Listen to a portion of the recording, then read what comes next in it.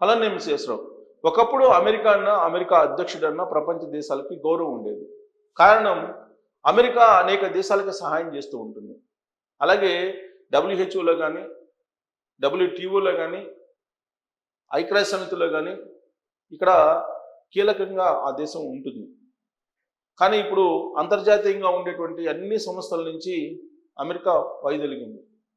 తాము ఎందుకు ఫండ్స్ని ఎక్కువగా ఇవ్వాలి అనేటువంటి ఉద్దేశంతో ట్రంప్ వైదొలిగాడు. దాంతో ఆ దేశం యొక్క పెద్దరికం క్రమంగా తగ్గిపోతుంది. దాన్ని జీర్ణించుకోలేనటువంటి ట్రంప్ ఒక గ్యాంగ్స్టర్గా మారాడు అనేది యూరోపియన్ యూనియన్లో ఉండేటువంటి నేతలు చెప్తూ ఉన్నారు. వాస్తవంగా యూరోపియన్ యూనియన్లో ఫ్రాన్స్, అలాగే బ్రిటన్, జర్మనీ ఇవన్నీ కీలకమైనటువంటి దేశాలు. ఈ దేశాలతోటి మైత్రి కొనసాగించినందువల్లనే అమెరికా ఇవాళ డాలర్తో వాణిజ్యం చేస్తుంది. అంతర్జాతీయంగా విలువైనటువంటి నిక్షేపాలను, విలువైనటువంటి ఖనిజాలని పొందుతుంది. సాంకేతిక పరంగా ప్రపంచంలో అన్ని దేశాల కంటే అమెరికా ముందుంటుంది. ఆ సాంకేతికతే ఇప్పుడు ఆ దేశాన్ని నెంబర్ 1గా నిలబెట్టింది. అందుకే నాలెడ్జ్ ఎకానమీ దాన్ని నమ్ముకుంది అమెరికా. ఆ నాలెడ్జ్ ఎకానమీని నమ్ముకొని వాళ్ళు ఎంత అప్పు ఉన్నప్పటికీ కూడా ఆ టెక్నాలజీ వాళ్ళ దగ్గర ఉంది కాబట్టి ఆ టెక్నాలజీతోటే మిగతా ప్రపంచాన్ని శాసిస్తూ ఉంది. అయితే రాను రాను అది కాస్త శాసించడం కాస్త గ్యాంగ్స్టర్ అవతారం ఎత్తింది. ఎప్పుడైతే ట్రంప్ అమెరికా అధ్యక్షుడు అయ్యారో ఆ రోజు నుంచి ఒక గ్యాంగ్స్టర్ మాదిరిగా ఆయన నిర్ణయాలు ఉన్నాయి అనేది యూరోపియన్ యూనియన్ భావిస్తూ ఉంది. తొలి రోజుల్లోనే కెనడా 51వ రాష్ట్రం అవుతుందని చెప్పి ఆయన ప్రకటించారు. ఈవెన్ ఎన్నికల ముందు కూడా అదే ప్రకటించారు. ఎన్నికల నినాదమే America first, make America great again అనేటువంటి నినాదాన్ని తీసుకున్నారు. ఇతర దేశస్తులు ఎవరు అమెరికాలో ఉండడానికి లేదు. ఇల్లీగల్ ఇమ్మిగ్రెంట్స్ అనేటువంటి పేరుతోటి వాళ్ళని డిపోర్ట్ చేసేసారు. అనేక మందిని విమానాల్లో తాడులు కట్టేసి చేతులు కాళ్ళు పంపించేశారు.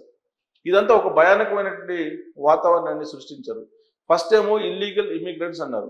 ఆ తర్వాత లీగల్గా ఉండేటువంటి ఇమ్మిగ్రెంట్స్ మీద కూడా ఆయన టార్గెట్ చేశారు. ఇండియన్స్ ఎవరికి కూడా ఉద్యోగాలు ఇవ్వద్దని చెప్పి మల్టీనేషనల్ కంపెనీలకి చెప్పేశాడు. ఆ తర్వాత అమెరికా బేస్గా మాత్రమే మీరు ఉద్యోగాలు కల్పించాలి, ఇతర దేశాలకు వెళ్ళి మీరు పెట్టుబడులు పెట్టొద్దని చెప్పేసి గూగుల్ లాంటి సంస్థలకు కూడా ఆయన చెప్పారు. అయినప్పటికీ అక్కడ కంపెనీలు అమెరికా ఇతర ప్రాంతాల్లో కంపెనీలు పెట్టుకునేదానికి సిద్ధమవుతున్నాయి. దానికి కారణం ట్రంప్ వ్యవహరిస్తున్నటువంటి తీరు. సో ఇల్లీగల్ ఇమిగ్రెంట్స్ అన్నారు ఫస్ట్. ఆ తర్వాత విదేశస్తులకి ఉద్యోగాలు ఇవ్వద్దని చెప్పారు. ఆ తర్వాత విదేశాల్లో పెట్టుబడులు పెట్టొద్దని చెప్పి ఆ దేశానికి సంబంధించినటువంటి కంపెనీలకి చెప్పారు. అయినప్పటికీ వాళ్ళు మాట వింటలేదు. దీంతో అనేక దేశాల్లో ఉన్నటువంటి వాళ్ళ దౌత్యవేత్తల ద్వారా ఇండియన్స్ని టార్గెట్ చేయమని చెప్పి యూరోపియన్ యూనియన్ చెప్పారు. అలాగే ఆయన మాట వినేటువంటి దేశాలన్నిటికీ కూడా చెప్పారు, ఒక చైనాకి రష్యాకి తప్ప. ఎందుకంటే చైనా, రష్యా కూడా అగ్రదేశాలుగా ఇవాళ ప్రపంచంలో గుర్తింపు పొందాయి. ఆ కారణం చేత ఆయన చెప్పేవి వినేటువంటి పరిస్థితి లేదు. కానీ మిగిలినటువంటి దేశాల్లో ఇండియన్స్ని టార్గెట్ చేయమని చెప్పి ఆయన సందేశం ఇచ్చారు. ఆ మేరకు అమెరికా దౌత్యవేత్తలు అదే కార్యక్రమంలో ఆయా దేశాల్లో ఉన్నారు. అందుకే యూకేలో కానీ, ఆస్ట్రేలియాలో కానీ ఈ ప్రాంతాల్లో మీకు ఇండియన్స్ ఇవాళ ఎంటర్ కావడానికి లెవెల్ 2 నుంచి లెవెల్ 3కి ప్రాధాన్యత తగ్గింది. ఇదంతా కూడా ట్రంప్ ఇండియా మీద చేస్తున్నటువంటి ఒక పెద్ద కుట్ర. దీన్ని గమనించినటువంటి నరేంద్ర మోడీ గారు మౌనంగానే అన్ని గమనిస్తూ ఉన్నారు. ప్రపంచ దేశాల్లో ఏం జరుగుతుందో అబ్జర్వ్ చేస్తున్నారు. ఒకవేళ అనిశ్చిత పరిస్థితి ప్రపంచంలో నెలకొంటే భారతదేశం యొక్క ఆర్థిక వ్యవస్థను ఎలా నిలబెట్టాలి అనే దాని మీద కూడా ఆలోచించారు. భారత్ 3వ ఆర్థిక శక్తిగా ఎదగకుండా చెయ్యాలి అనేది ట్రంప్ యొక్క లక్ష్యం. అందుకే ఆయన ప్రపంచంలో భారతదేశాన్ని చులకన చేసేలాగా డెడ్ ఎకానమీ భారతదేశాన్ని, రష్యాది డెడ్ ఎకానమీ అని చెప్పి ఆయన అన్నారు. ఈ 2 దేశాలకు కలిసినందువల్ల వాళ్ళిద్దరూ మునిగిపోతారు అని చెప్పి ఆయన ఇచ్చినటువంటి స్టేట్మెంట్. చైనాతోటి ప్రధానమంత్రి నరేంద్ర మోడీ గారు కలిసినప్పుడు, చైనా అధ్యక్షుడు జిన్పింగ్ తోటి కలిసినప్పుడు కూడా ఆ 2 దేశాలు కలవలేవు, కలిసి ఉండలేవు, ఒకరి మీద ఒకరికి పరస్పరం నమ్మకం లేదు అనేటువంటి విషయాన్ని కూడా చెప్పారు.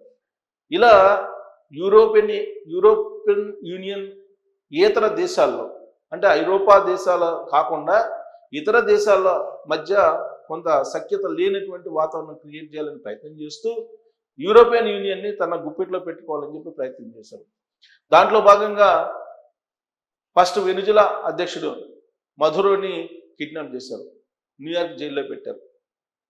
అంతేకాదు వెనుజులా తన ఆధీనంలోకి వచ్చింది అని చెప్పి తానే ప్రెసిడెంట్ అని చెప్పి ఆయనే ప్రకటించుకున్నారు ట్రంప్. ఆ తర్వాత గ్రీన్లాండ్ తనదే అని చెప్పేసి అన్నారు. గ్రీన్లాండ్ని ఇచ్చేసేయాలని చెప్పి ఇప్పుడు చెప్తూ ఉన్నారు. అంతేకాకుండా మారిషస్కి ఇచ్చినటువంటి కొన్ని ప్రాంతాలను మళ్ళీ వెనక్కి తీసుకోవాలనేది బ్రిటన్ మీద ఇప్పుడు ఒత్తిడి తీసుకొస్తున్నారు. కొన్ని దీవుల్ని యాక్చువల్గా బ్రిటన్ ఆధీనంలో ఉండేటువంటి దీవుల్ని మారిషస్కి ఇస్తూ అంగీకారం కుదిరింది. ఆ అంగీకారం వెనుక భారతదేశం యొక్క ఒత్తిడి, భారతదేశం యొక్క ప్రమేయం బలంగా ఉంది. ఆ కారణం చేత ఇవ్వడం జరిగింది మారిషస్కి. కానీ ఇప్పుడు ఆ మారిషస్కి ఇచ్చినటువంటి దీవులను ఇవ్వడానికి లేదు అని చెప్పి బ్రిటన్ మీద ఒత్తిడి తీసుకొస్తున్నాడు ట్రంప్. దానికి కారణం ఏంటి? అక్కడ చైనా ఆధిపత్యం, రష్యా ఆధిపత్యం ఆ దీవుల్లో పెరుగుతుంది, కాబట్టి మీరు ఇవ్వడానికి లేదు అనేటువంటి కండిషన్ పెడుతూ ఉన్నారు. మరోవైపు గ్రీన్లాండ్ ఇష్యూ వచ్చింది, ఇంకొక వైపు వెనుజులా, డెన్మార్క్, ఇవన్నీ యూరోపియన్ యూనియన్లో ఉన్నటువంటి దేశాలన్నీ కూడా ఇప్పుడు ఒక గ్యాంగ్స్టర్గా ట్రంప్ను చూస్తూ ఉన్నారు. గ్యాంగ్స్టర్ ఆదేశిస్తారు, అది పాటించాల్సిందే అనేటువంటి యాంగిల్లో మాట్లాడుతున్నటువంటి క్రమంలో నాటో విడిపోతుంది, నాటో ఉండే అవకాశం లేదని చెప్పి కూడా అంతర్జాతీయ చర్చ జరిగింది. నాటో మీద కూడా ట్రంప్ మాట్లాడారు. అమెరికా లేనటువంటి నాటో విలువ లేనిది అని చెప్పి కూడా మాట్లాడారు. ఇవన్నీ కూడా భరిస్తూ వచ్చినటువంటి ఐరోపా దేశాలు లాస్ట్కి ట్రంప్ను వదిలించుకునేటువంటి ప్రయత్నం, అమెరికాను వదిలించుకునేటువంటి ప్రయత్నం మొదలుపెట్టాయి. ఒకవేళ అమెరికా దిగుమతి సుంకాలు వేస్తే దానికి ధీటుగా తాము కూడా సుంకాలు వేస్తామని చెప్పి బాహాటంగానే ప్రకటించాయి. ఫ్రాన్స్ అధ్యక్షుడు మైక్రాన్ చాలా క్లియర్గా చెప్పాడు, ఏమాత్రం తగ్గేది లేదు, గ్రీన్లాండ్ ఖచ్చితంగా డెన్మార్క్ దగ్గర ఉండాల్సిందే, డెన్మార్క్ ఆధీనంలో ఉండాల్సిందే, అమెరికా ఆధీనంలోకి వెళ్ళడానికి లేదని చెప్పి చెప్పారు. దాంతోపాటు బ్రిటన్ అదే చెప్తుంది, మిగిలిన యూరోపియన్ యూనియన్ దేశాలు కూడా మెజారిటీ అదే చెప్తుంది. అయినప్పటికీ ట్రంప్ గ్రీన్లాండ్ మీద సైనిక చర్యను చేపట్టి హ్యాండ్ ఓవర్ చేసినటువంటి ప్రయత్నానికి ఆయన పూనుకున్నారు. ఆ క్రమంలోనే యుద్ధ వాతావరణం నెలకొంది. పశ్చిమ ఆసియాలో యుద్ధ వాతావరణం నెలకొంది. దీనికి కారణం ట్రంప్ తీసుకుంటున్నటువంటి చర్యలు. ఒక మోనార్క్గా, ఒక గ్యాంగ్స్టర్గా, ఒక డాన్గా ట్రంప్ ప్రపంచం దేశాల మీద వ్యవహరిస్తున్నారు అనేటువంటి అభిప్రాయాన్ని యూరోపియన్ యూనియనే బాహాటంగా ప్రకటించింది.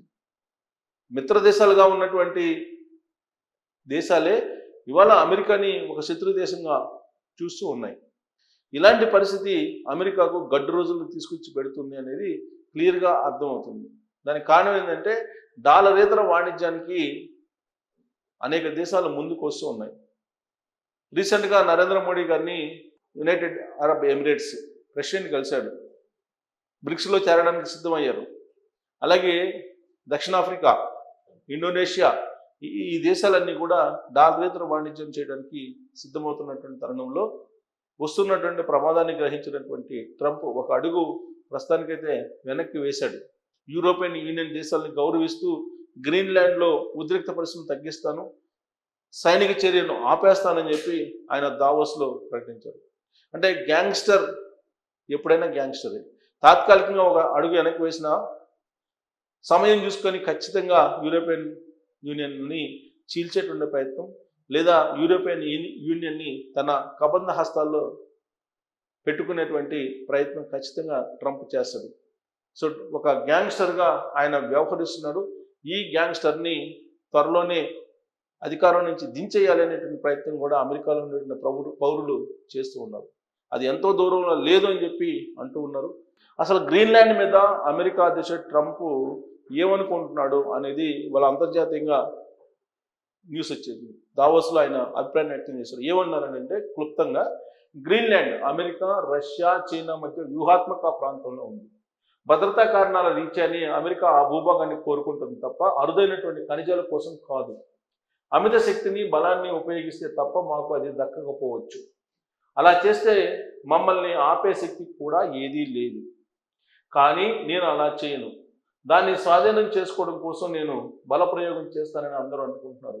అలా చేయాలని నేను అనుకోవట్లేదు, చేయను కూడా. ఆ అతిపెద్ద మంచు ఖండాన్ని ఒక్క అమెరికా మాత్రమే కాపాడగలదు, దాన్ని అభివృద్ధి చేయగలదు. అలా కాపాడాలంటే యాజమాన్య హక్కు కావాలి, లీజులతో కుదరదు. వాస్తవానికి అది ఉత్తర అమెరికాలో భాగం, పశ్చిమార్ధ గోళానికి ఉత్తర హద్దులో ఉంది. అది మా భూభాగం. అందుకే అమెరికా ఆ భూభాగాన్ని స్వాధీనం చేసుకోవడానికి సంబంధించిన చర్చలు వెంటనే ప్రారంభం కావాలని నేను కోరుకుంటున్నాను. అంటే గ్రీన్లాండ్ మీద ఆయన ఏమాత్రం వెనక్కి తగ్గట్లేదు.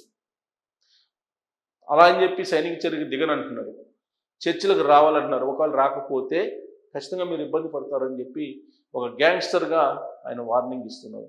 మరి ఆయన గ్యాంగ్స్టర్గా చూడాలా మనం, లేదా అమెరికా అధ్యక్షుడిగా ప్రపంచ శాంతిని కాంక్షిస్తూ గ్రీన్లాండ్ కోసం ఆయన ఆ పని చేస్తున్నారు అనే దాని మీద మీరు కామెంట్ చేయొచ్చు. Thank you.